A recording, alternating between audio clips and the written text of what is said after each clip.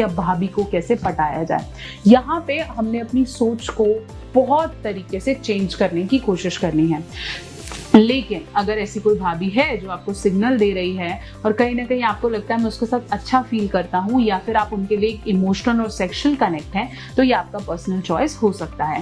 पहला टिप यहाँ पर जाएगा कि अगर आप भाभी को इम्प्रेस करना चाहते हैं तो आंखों में आंखें मिलाकर बात करें। भाभियों को यूजुअली या एक एडल्ट जिसे हम मिड एज की वुमेन कहें, उसे ऐसे लड़के बहुत ज्यादा पसंद है जो कि बहुत कॉन्फिडेंट हो और उनसे आंखें मिलाकर, शर्मा के, झिझक कर ना करते, आंखों से आंखें मिला के बातें करें। दूसरा, आपको अवेलेबल रहना होगा। उनको कहीं भी काम है या मार्केट जाना है, कुछ सामान लाना है, कुछ सामान ऊपर रखना है, ऐसे में अगर आप अपना पावर दिखाते हैं, मैन पावर दिखाते हैं, तो उसके लिए बहुत ज्यादा इंटरेस्टेड रहती हैं।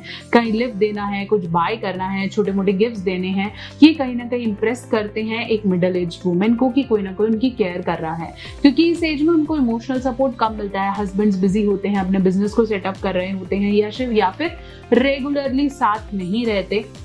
ऐसे में उनका भी झुकाव किसी ऐसे की तरफ जरूर हो जाता है जो उनको केयर कर रहा है, पैम्पर कर रहा है, और ऐसे में सेक्सुअल कनेक्ट होना या फिजिकल होना बहुत आम बात है।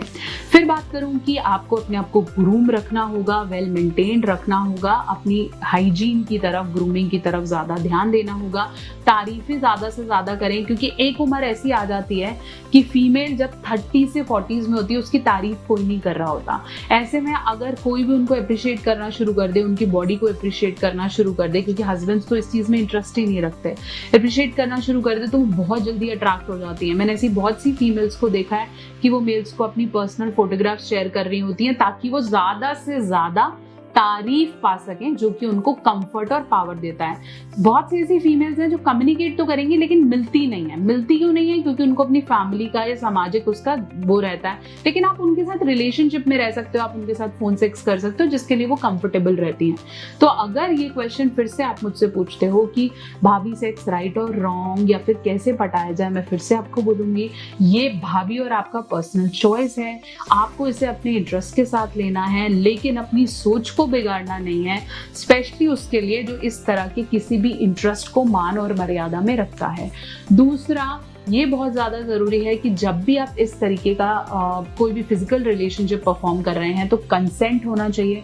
फोर्सफुल या आपकी गंदी नीयत यहाँ से दूर रहनी चाहिए। अगर आप इस तरीके की सर्चेज युवा कर भी रहा है तो मेरे को लगता है मेरी वीडियो उनको इस तरह का जवाब दे पाएगी।